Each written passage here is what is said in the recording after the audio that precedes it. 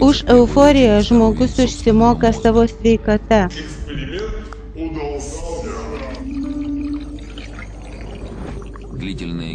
Ilgalaikė hipoksija sukelia neuronų žuvimą.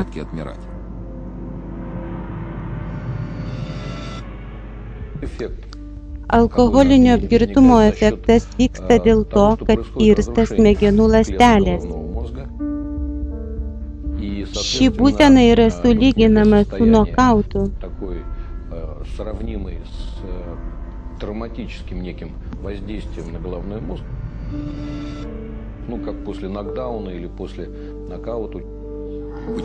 Kodėl žmogus nejaučia skausmo, kodėl jam taip gera?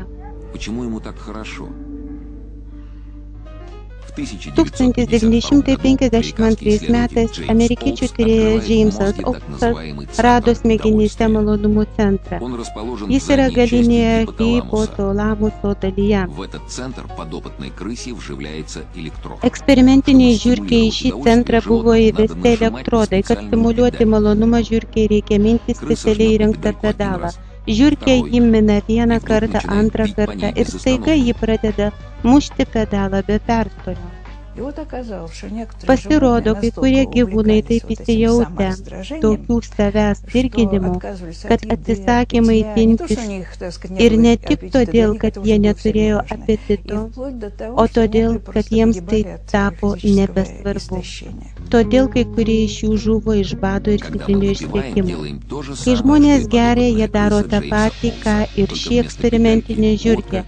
Tik vietoj malonumo pedalo vartojamas alkoholis. Alkoholis kaip ir elektrodas stimuliuoja malonumo centrą, iššaukia didelį dopamino kiekį.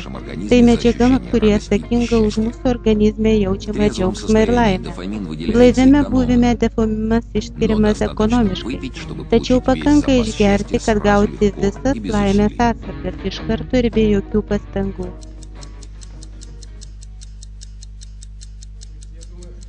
Я выпила, еще раз предлагаю. Mūsų stebino tai, kad jį išgėrė daug ir intensyviai.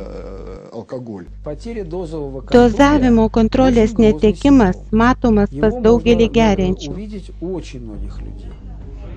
Niekas nenori pasigerti, tačiau atsiranda tai, kad tu nepastebi, jog išgėrė daug daugiau, nei planavai. Ты незаметно для себя выпил гораздо больше, чем ты хотел выпить.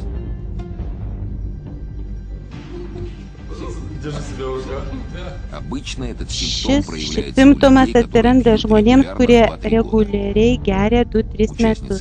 Eksperimento dalyvė Julija pripažino, kad geria retai. Tai įrodė ir tas faktas, kad pas ją suveikė vėmimo refleksas. Tačiau kodėl mažai gerianti Julija nesugebėjo savęs kontroliuoti? Atsakymas jos paveldimume, ji linkusi į priklausomybę gerti nuo gimimo. Tai įvyko dėl to, kad abu ar vienas iš tėvų gėrė. Jeigu kas nors iš tėvų, senelių, močiučių gėrė, jų vaikaičiai yra rizikos zonoje, nes jie pražudė ne tik savo gyvenimus, bet ir genetinę medžiagą, perduodama palikuonėms. Šiandien labai daug vaikų gimsta su alkoholinė priklausomybė. Вот сейчас уже очень большое количество детей рождается с предрасположенностью к алкогольной зависимости. Kodėl Rusijoje toks didelis procentas vaikų su polinkiu į alkoholizmą? Kalta degtinė.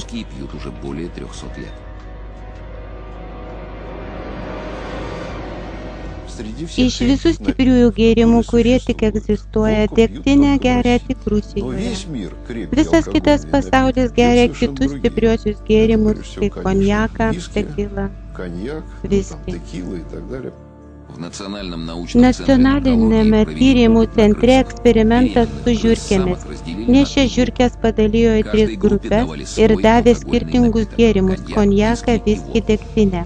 Eksperimentas vyko 21 dieną, tai žiurkių nėštumo laikotarpis. Visi 3 gėrimai neigiamai paveikė nėštumą. Palikuonių kiekis žiurkių, kurioms buvo duodamas konjakas ir viskis, buvo didesnis. Išgyvenę žiurkiukai svėrė 2 kart mažiau ir buvo labai silpni.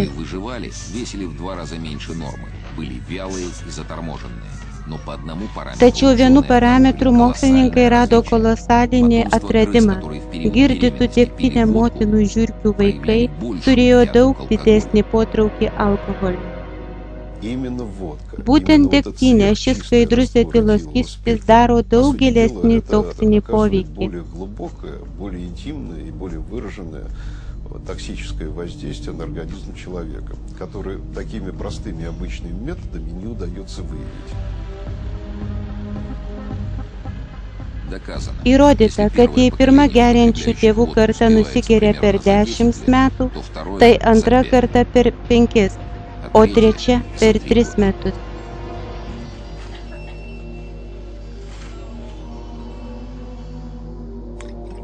Tačiau tai nereiškia, kad viskis ir konjakas nekenkia. Šių gėrimų mėgėjai greitai tampa neurochirurgo ir kardiologų pacientais. Pas juos per 2-3 metus išsivysto hipertonija, alkoholinė širdies liga, neuropatija ir smegenų apykaitos sutrikimai. Tačiau ne tik stiprus gėrimai įtakoja mūsų genus. Neseniai mokslininkai padarė sensacingą atradimą, pas rusus buvo atrastas azijietiškas genas. Šiuo terminu yra vadinama visa genų rinktinė, prie kurių žmogus išvis neperneša alkoholio arba blogai perneša.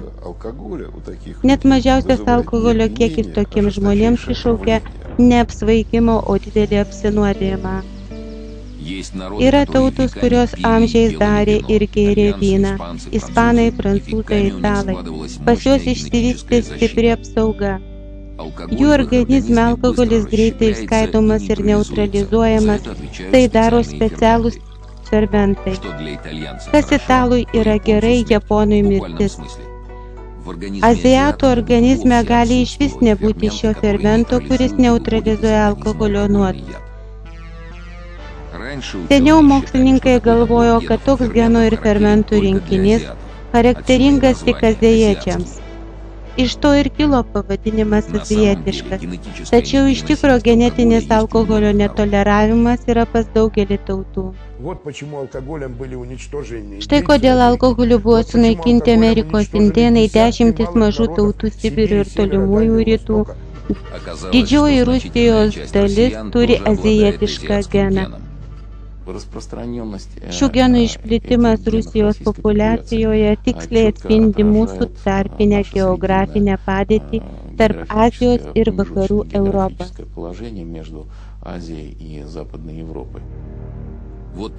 Tačiau tik alkoholio vartojimo tipas nėra tarpinis. Čia žmonės geria daug daugiau nei Azijoje ir Europoje.